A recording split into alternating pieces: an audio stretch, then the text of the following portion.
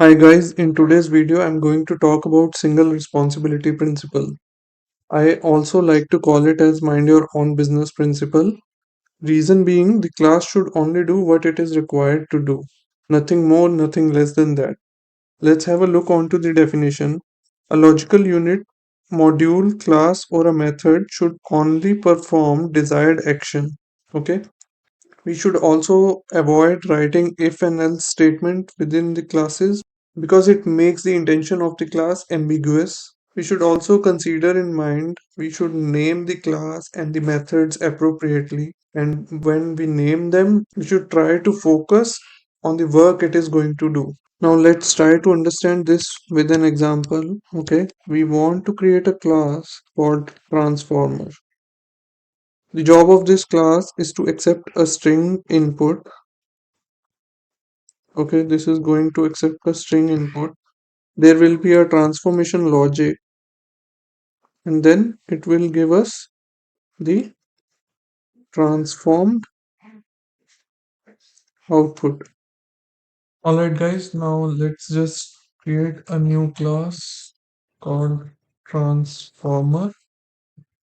Okay, so this class is going to have a method called public string transform.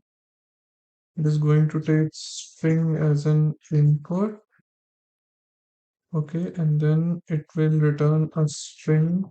Let's just call it as transformed string.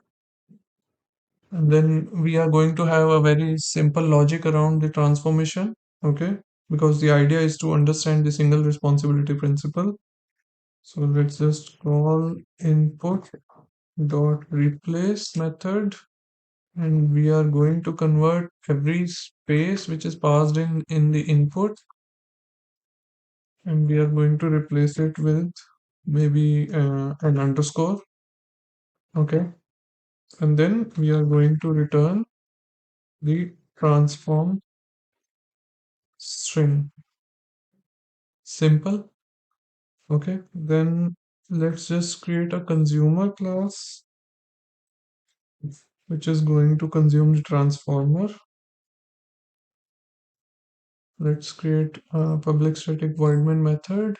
Okay, now create instance of the transformer, and we can print the output of the transformer dot transform method, and let's just give some input. I am just another input. Okay, let's just try to run this class.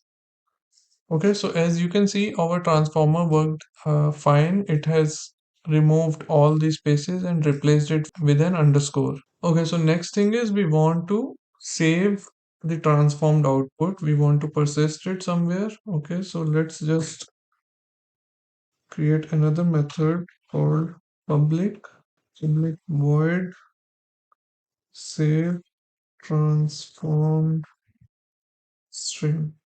Okay, this method is going to accept an input which is nothing but transform string, and let's just write it into a file. Okay, buffer writer, new file writer, and we can call our file as transform.txt.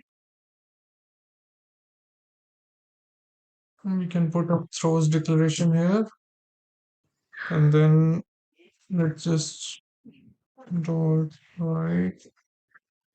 Okay, let's just write the transform string here. And then we can close our buffer writer. Okay, simple. We are going to process the string now. Okay, what we can do is we can take another string variable called transform string and call this line.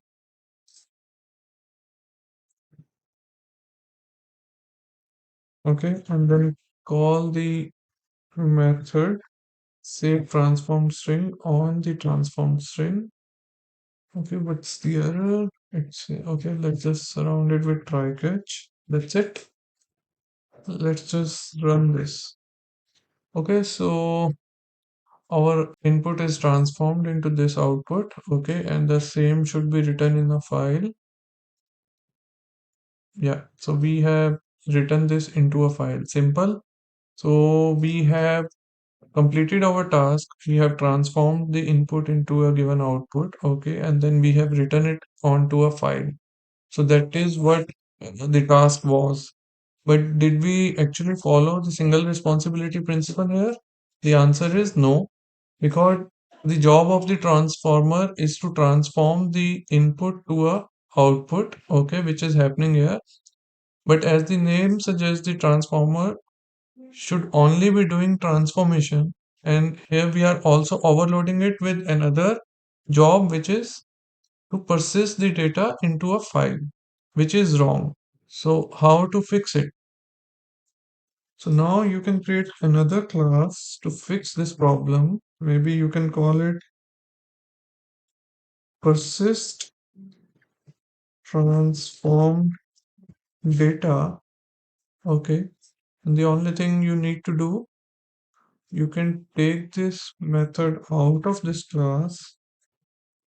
Okay. And then put it into your new class. All right. And then from the consumer, you can create instance of persist transform data is equal to new persist transform data, and then you can call the save transform string method on the persist transform data class. Okay, so we have just broken down our job into two different classes, and the idea was to separate the responsibilities. Okay, so this is now compliant to this single responsibility principle. Okay, so say for example, tomorrow you want to persist the data onto a file system as well as to database. Okay, and you go ahead and start modifying this given method. Okay, and you put another if else. So if maybe, okay, let's just take it as target, and then depending upon target, you do if target is equals to the file system, then do this, and else if target is equals to db, then you write code to persist in database. So here the class name is persist transform data, which is fine, and the method name is save transformed string, which is happening in both of the cases when we are saving it to a file system or to a database. But by introducing if and else statement, we are creating a situation here where our intention is not very clear by the name. So rather introducing if else, what you can do is you can write another method.